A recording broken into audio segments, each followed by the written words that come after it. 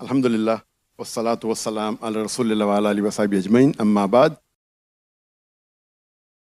I welcome all of you with the Islamic greetings. Assalamu alaikum wa rahmatullahi wa barakatuh. May peace, mercy and blessings of Allah subhanahu wa ta'ala be on all of you. Regarding what reform I would want for the present ummah in today's time, of course we had a 2-day conference and all what the speaker said is relevant to it. But I would like to focus on one point that's very important in reform. Of course, we cannot reform the Sunnah. The Sunnah is the same. We have to go back to the original Sunnah. But reforming the present Ummah. Today, even if we agree that we'll not go on that point where Muslims are not following Sunnah, I would like to go to that part of the Ummah where Muslims are following Sunnah. What reform would like? First, number one, the Muslim should be aware that amongst the Sunnah, which is the most important Sunnah? He should first try to do the most important Sunnah. If he cannot do, then the second best, or if he wants to do 5 sunnahs in any particular act, I'll come to it, he should try and do the best. For example, the first question Allah will ask on the day of judgment is about your deeds and about your salah. The most important sunnah amongst all the sunnah after the farais, which is the most important sunnah? The most important sunnah after the farais is which? Can anyone tell me? Which is the most important sunnah? Number one sunnah, after doing all your minimum farais that you have to do. The most important sunnah, according to me, is the Qiyamul Layl. The most important indeed is salah. After you complete your 5-time salah, the most important sunnah salah is Qiyamul Layl. So if you want to offer any sunnah in salah, you should first try and offer Qiyamul Layl. And the best time to offer in the last third of the night. If you cannot, then you offer it in the early part after your Isha Salah. The most important, according to me and according to the Hadith, is Qiyamul Layl. If it's coupled with Tahajjud Salah, you get up in the last 1/3 of the night and pray your Salah. It was for the Prophet, not for the Ummah. For us, it is mustahab. And for a da'i, it is more important. So, if a Muslim comes and tells me, I want to offer Sunnah Salah, I will offer the 2 rakat after wudu. Is it a Sunnah? Yes.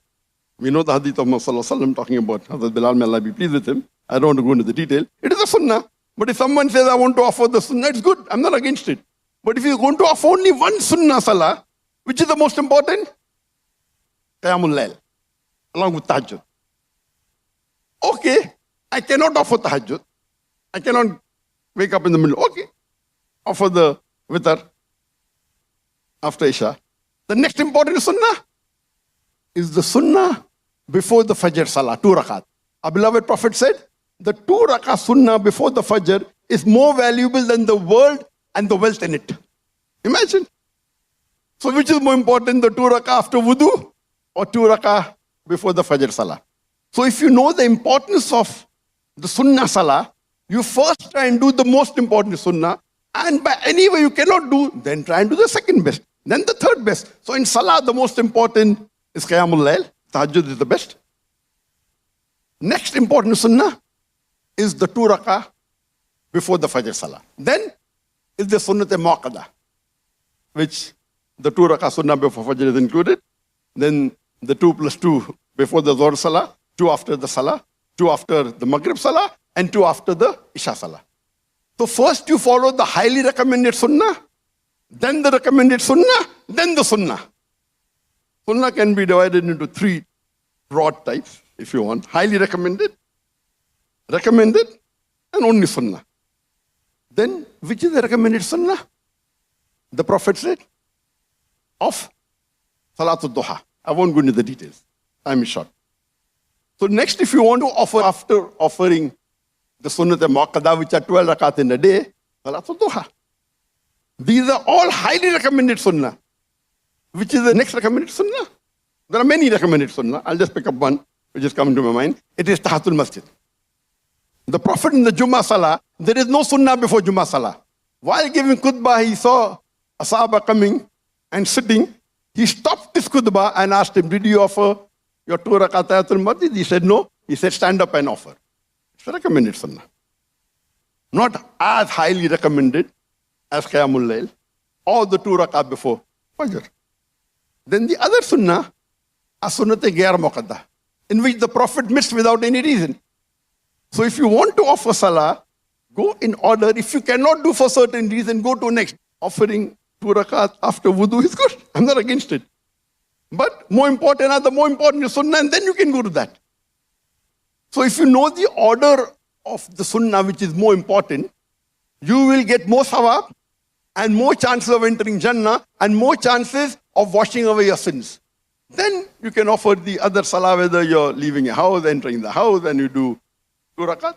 All these are sunnah, but more important. So Muslim knows which is more important. He tries under the most important, then the second, then the third. Let me give you one example. My staff in Malaysia, he does, alhamdulillah, religiously, the third important pillar, it is Psalm.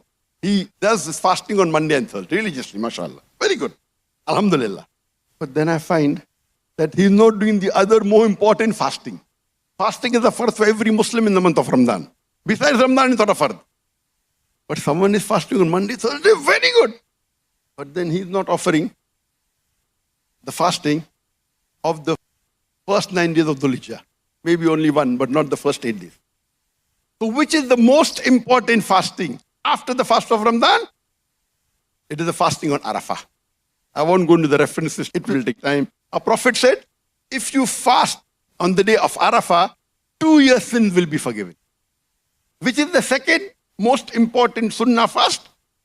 It is fasting on Ashura, the 10th of Muharram. Arafah is the 9th of Dhul Hijjah, then is the 10th of Muharram. The Prophet said, if you fast in Ashura, your 1 year sin will be forgiven. If you add up both, technically 1 year is not overlapping. It's not, it's 3 years. 1 year sin of the last year and the next year. When you come to Muharram, the year changes. And the hadith says 1 year sin. So if you add up both together, it is 3 years sin are forgiven. So the second most important is fasting on the 10th day of Muharram, Ashura. Then which is important? Then the first 8 days of Dhul Hijjah. The Prophet said, any deed done in these 10 days of Dhul Hijjah, it is better than any other deeds. Sahabas asked him, even better than jihad? He said, yes, even better than jihad, unless you go and you die in the battlefield and give up all your wealth. That is the only deed better.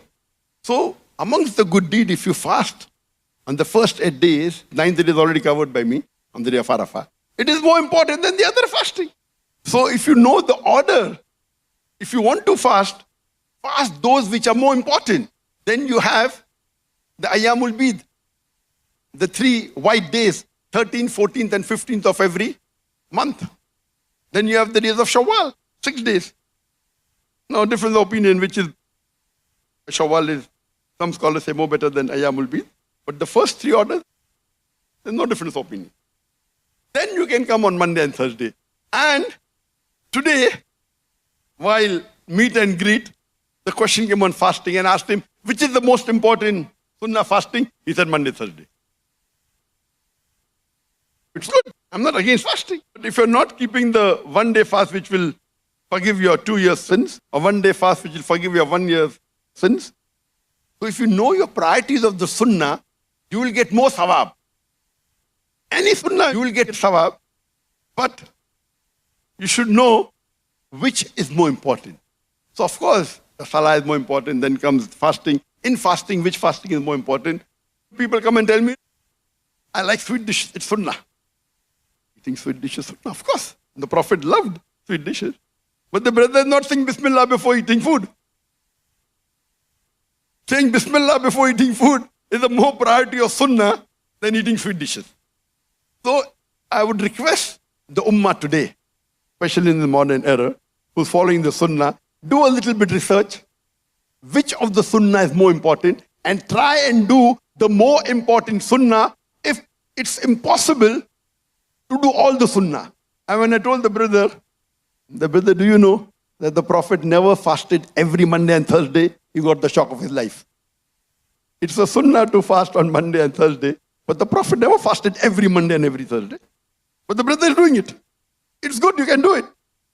Alhamdulillah. but you do the more important sunnah. So in less sunnah, you get more sawab. So if we do a little research that which sunnah is more highly recommended, which is recommended, which is only a sunnah, inshallah, the chances that you go to Jannah is higher.